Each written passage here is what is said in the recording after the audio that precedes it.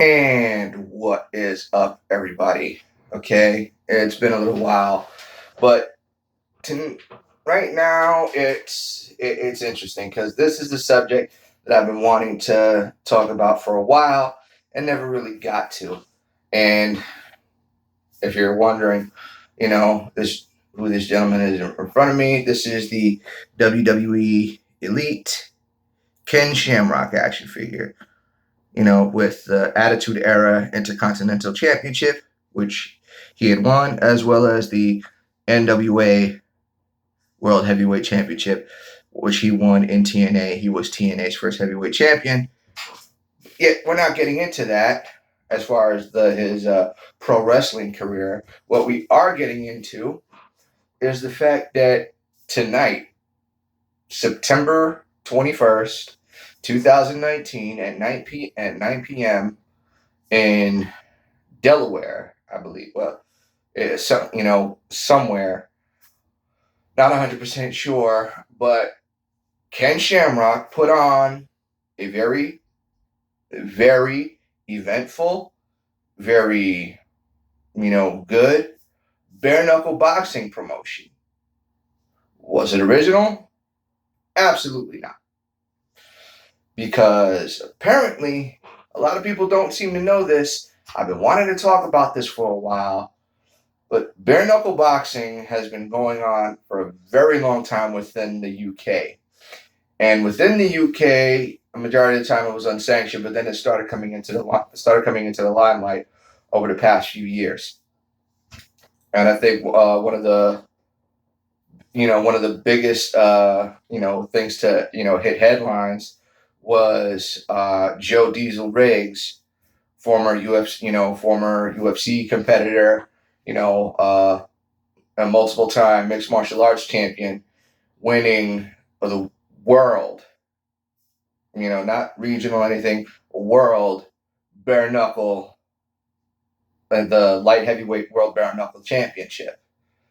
That's saying something for somebody who had a so-so record in like UFC as well as other as well as other organizations, for him to completely take the gloves off and take away his wrestling, which has been his biggest that's his biggest weapon, and for him to be able to outbox somebody who was the world champion, and the dude who he fought, I'd seen that guy fight before, and he's no joke. Not to mention the fact that he's in, like, this show is on this documentary series, Bare Knuckle Fight Clubs. Going through going from the underground, trying to bring it into the limelight. You see this dude fight, and he's a force to be reckoned with, needless to say. And Joe Riggs won the world title. Then come to find out, June last year, they started bare knuckle boxing within the United States. Earlier this year, they finally crowned the first champion. The name of this organization is called Bare Knuckle Fighting Championship. Yet this is not the first time something like this tried to be done within the United States. They first tried to call it BKB, meaning bare knuckle, but the idiots behind it, what they decided to do was, you still wore boxing gloves, just the knuckle part was cut out of the glove, which is the dumbest thing I had ever seen or heard. These guys are trying to punch, and rather than having the whole hand covered, it was the cushion just pressing more against the fingers and more likely to break your hand, which defeats the purpose of having the glove to begin with. And they called it BKB. Now, granted, there's an organization in England, in the UK, called BKB. And the championships that they hold, it's not the BKB championship. These actually have regional and sanctioning body names. And what winds up happening is with BKB within the United States, they do the first show, but the way this show was done, it was done in like it wasn't a boxing ring. It was like a bowl.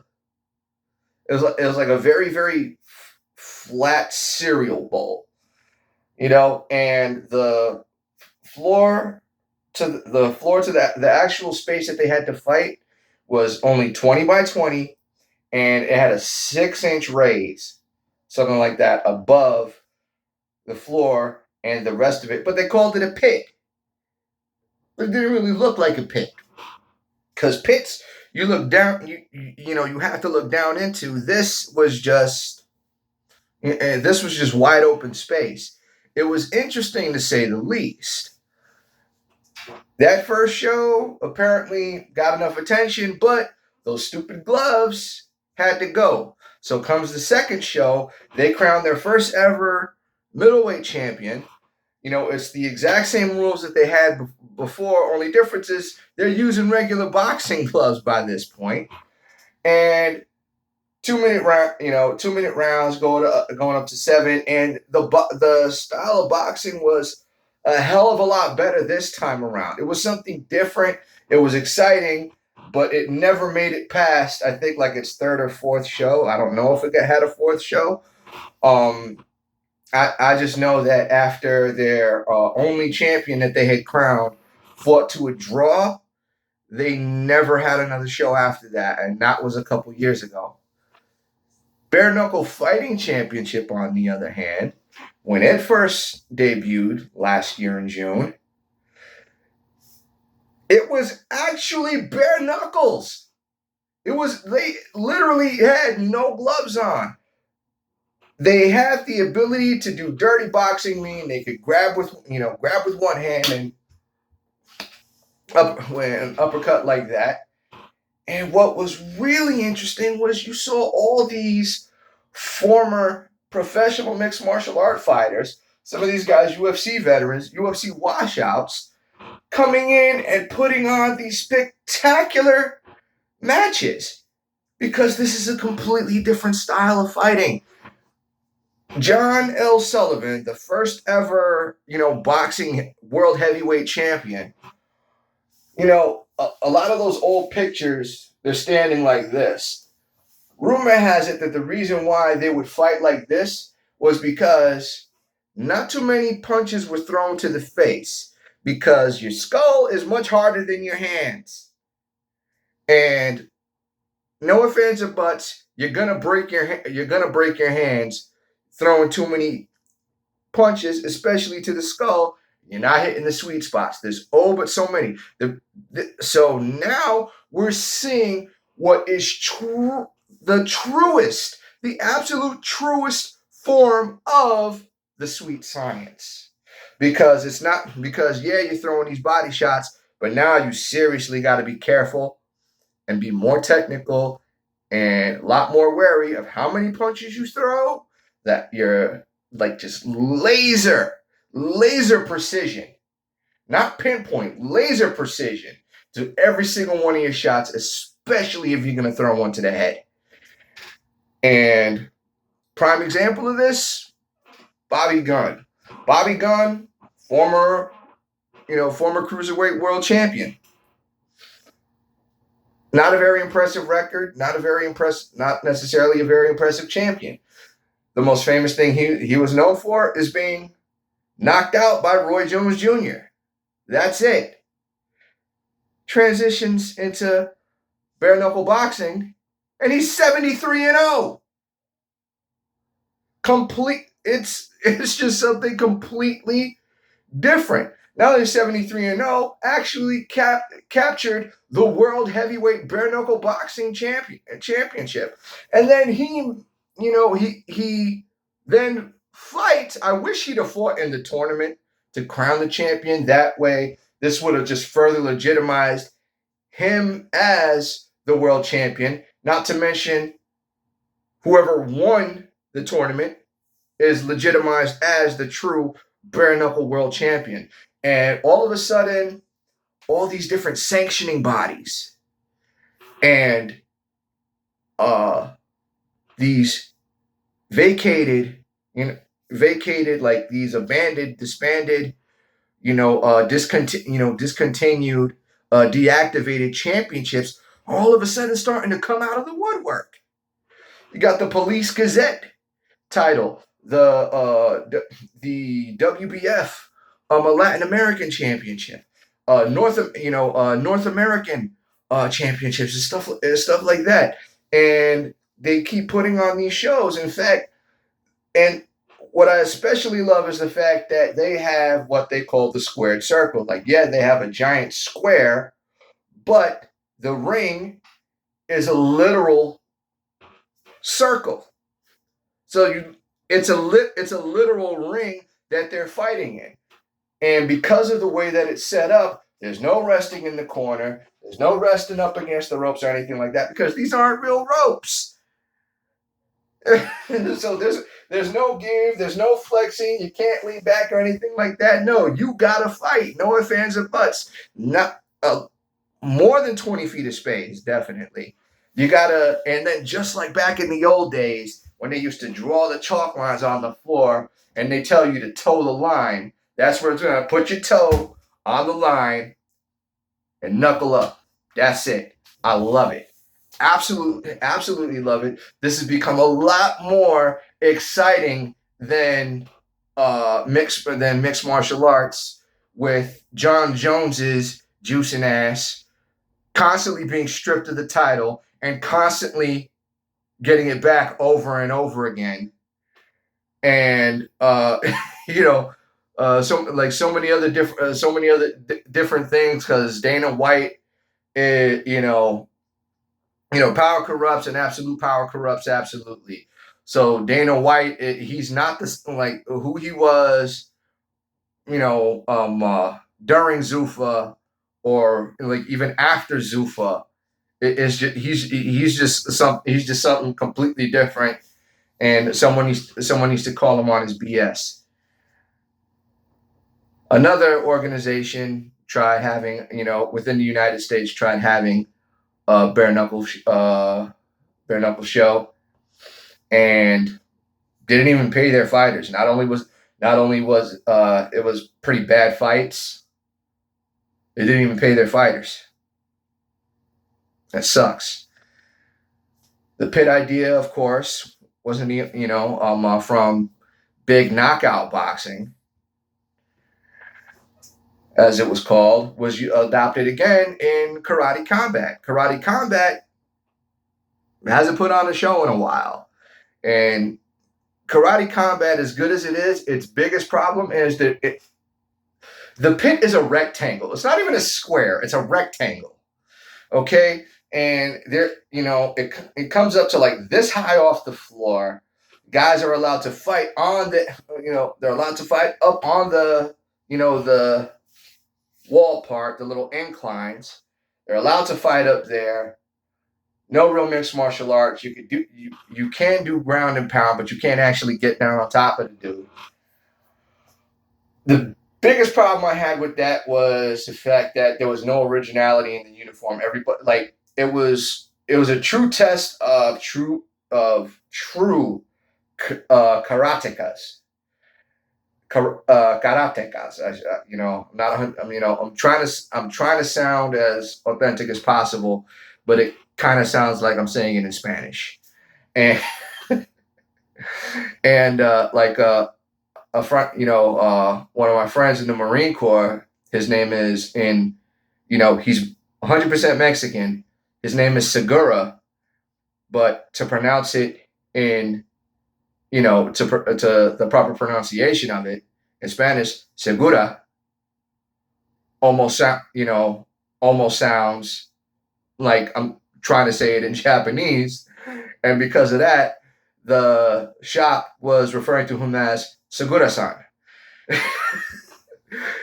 Interesting. So these karatekas, they got almost like MMA gloves, bare feet, and they're kicking, they're punching great, but everybody's wearing white pants. bare, the guys are bare chested and wearing white pants, and they all came out looking exactly the same. No originality in the uniform. It's like you're trying. It's like you're trying to bring. Like you're trying to introduce a concept of professional karate outside of having to be a kickboxer or mixed martial arts, and you basically nail people down with a complete lack of creativity like that. Yeah, you're not gonna take off very far. Bare knuckle fighting championship. They've been doing so well. Their seventh show, which happened in August, come to find out, it was free. These guys had so much success. Their first 6 shows, they said, yeah, we'll just give this one away. Despite the fact that it had 2 championship fights. 2 championship fights. And they gave it away. That's ridiculous. And the age-old question of, oh yeah, what would happen if a world champion boxer got stepped into MMA, and MMA fighters don't have any real boxing ability? That BS was canceled because you got MMA fighters mostly dominating against pro boxers. These MMA fighters who supposedly can't jab or anything like that are beating these professional boxers who are supposed to know the sweet science. But this is a playing field that they can both play on. Yet for some reason, MMA fighters can still get the upper hand with it, despite the fact that it's just punching, which is all a boxer knows how to do. This is something completely different. BK, Bare Knuckle Fighting Championship 6 had, former pro MMA fighter versus a former world champion boxer. MMA fighter won. These two hated each other, and it was a barn burner of a fight. MMA dude won. Now with this show, Valor Bare Knuckle. It was a 4-man 1-night heavyweight tournament. They had other shows. So the originality is the fact that it had 4-man 1 night, and they don't allow dirty boxing. That's it. They fought in a pit, just like big knockout boxing. Difference being, the pit was octagon shaped, the inside was a circle, and unlike in big knockout boxing, where they had the 6-inch rise between the incline and the actual fight area, it was maybe this much. So it was entirely too easy for the fighters to walk up the wall, which one dude in particularly, JC Llamas, or Lamas, because I'm guessing he's Brazilian. So JC Lamas uses that to, not even using it to his advantage. He was basically running away the whole fight. And then after he gets clipped on the inside, and with an intentional, collision of his head with Mike the Marine Richmond, coming up against, banging up against his head on the side, he's like, oh, he headbutted me. And because the doctor said that, he can't, the cut's too bad. He can't, and they replayed it. Pat Miletich, who was a ringside commentator, basically said, that they're like, clearly this dude made this up. He basically cheated.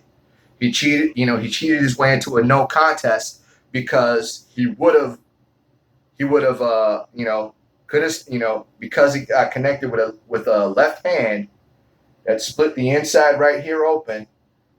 They couldn't stop the bleeding. Doctor said it's over. What would have been considered a TKO got counted as a no contest because it was a unintentional headbutt, which didn't even cause the cut. I immediately, like after that happened, and after they were walking away from the pit, I immediately got on Instagram and messaged Mike Richmond and said, simplify, brother. No offense, but you got robbed. Please fight this dude again and kick the living crap out of that cheating coward. And he says, "Will do." So I can't wait for that to happen again. Wherever it's gonna happen again. No, I gotta see it. They crowned the first ever Valor World Champion.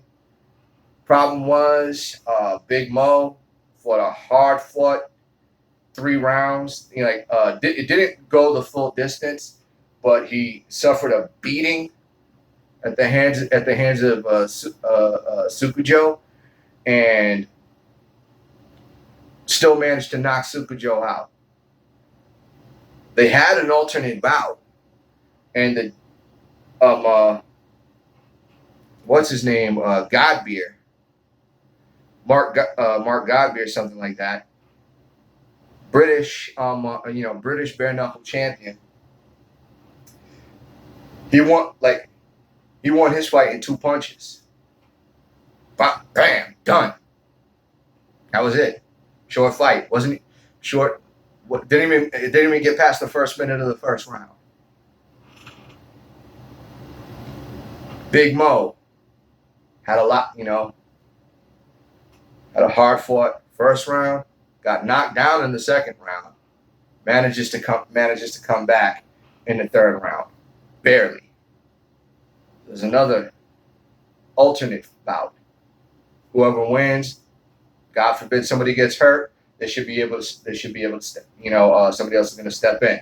That fight only lasted 14 seconds, and the winner of that, they should have had Big Mo step down, because there was no way he was going to win. Big Mo, he's a legend within mixed martial arts. Dude's a warrior. Steps in anyway and gets knocked out in the first round. Hard fought. Mark Godbeer. Now not just the UK champion. He is the Valor bare knuckle world champion as well. And Ken Shamrock, Mr. Shamrock, thank you so much. And I hope that bare knuckle fighting championship has a show next month with more former MMA stars stepping in, and with Gabriel Gonzaga versus Bigfoot Silva, bare knuckle boxing. I can't wait. I love how this is like the evolution of combat sports is literally taking a step back, and yeah, it's more blood, it's probably more bloody and everything like that, but seriously, the excitement, not from the blood or the violence or anything like that, is this is the truest form of the sweet science. No ifs, ands, or buts. I've never been more exciting for boxing until this is basically my new sport. They just they also crowned their BKFC crowned their lightweight champion. It wasn't who I thought it was going to be. And dude who is the lightweight champion, also UFC washout. All these guys all of a sudden able to reinvigorate themselves, reinvent themselves, and bring their fight careers back to life just from taking the gloves off. It's something I wouldn't necessarily recommend for anybody. Am I going to ever step in and do it? I still got to get my neck straight so I could get the rematch I was promised 2 years ago. Until then, I don't know what's up for me. But as far as any other pro fighters or anything like that, maybe, I don't know. Maybe step in and give this a shot. Give your careers a shot in the arm. You want to get back in and fight? Nobody has the right to stop you. Step in there, see what you got. I'm done talking. You guys have a good night.